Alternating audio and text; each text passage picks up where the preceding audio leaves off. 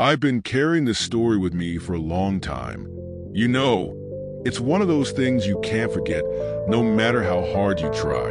It stays with you like a scar on your soul. And maybe it's time I told it, because she deserves to be remembered.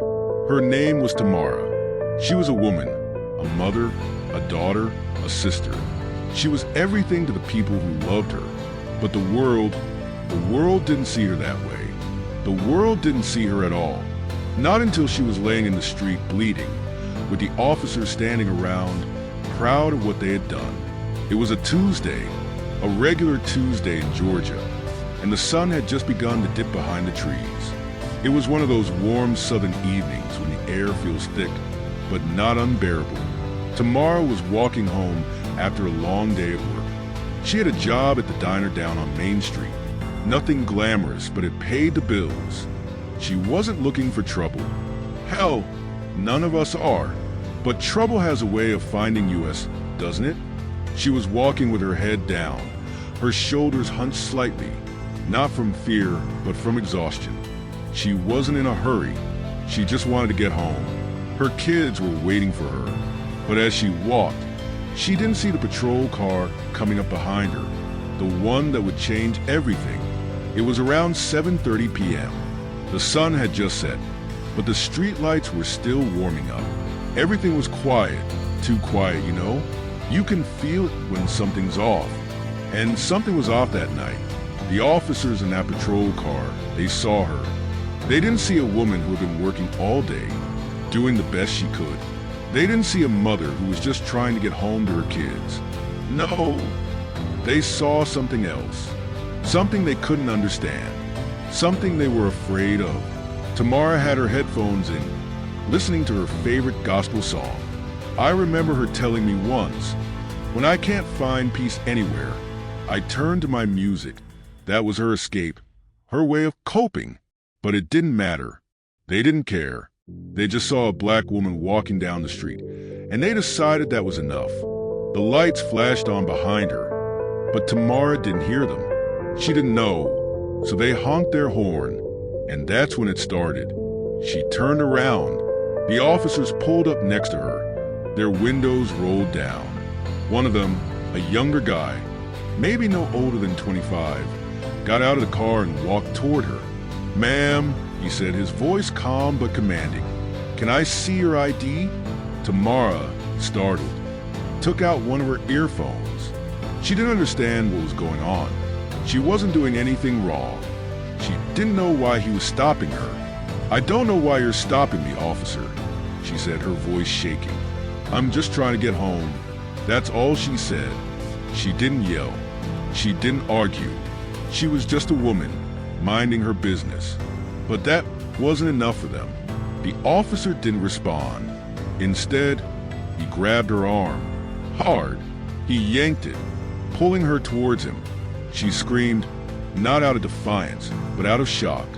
The force he used wasn't called for. It wasn't necessary. He just didn't care. "Let go of me," Tamara shouted.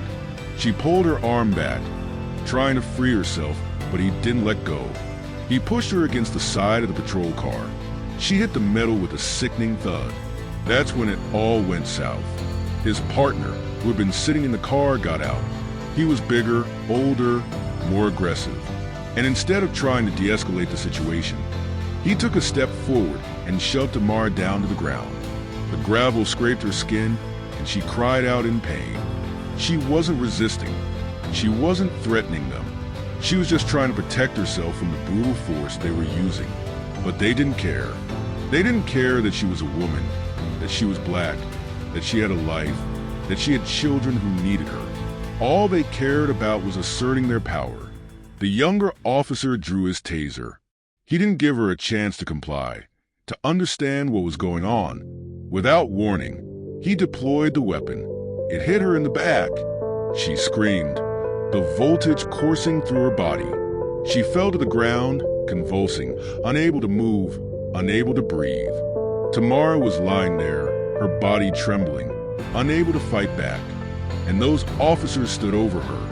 They weren't worried about her health. They weren't worried about her safety. They were too busy laughing, too busy enjoying the power they held over her. It was disgusting.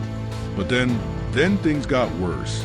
The older officer grabbed her by the hair and pulled her head back, demanding she stay still. He didn't care that she was struggling to breathe. He didn't care that her face was bruising. He just wanted to make sure she didn't get up. He slapped her across the face. I remember hearing the crack of her skull against the pavement, like it was yesterday. That sound will stay with me forever. And that's when the neighbors heard it.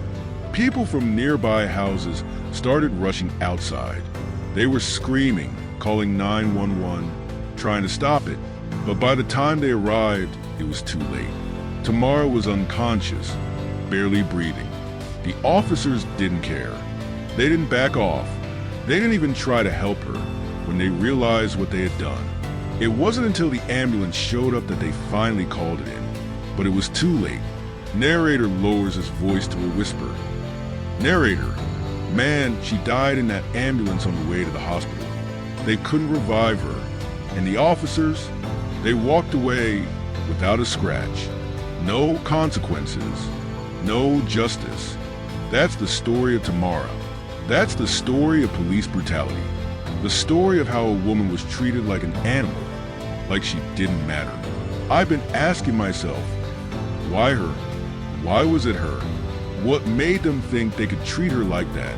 The truth is, it could have been any of us. It could have been me. It could have been you. We have to do better. We have to be better. Because if we don't, the stories will keep coming. And they'll keep ending the same way. Tamara's gone now, but I'll never forget her. And I'll never stop telling her story. And maybe, just maybe, if enough people hear it, we'll finally see the change that's so long overdue.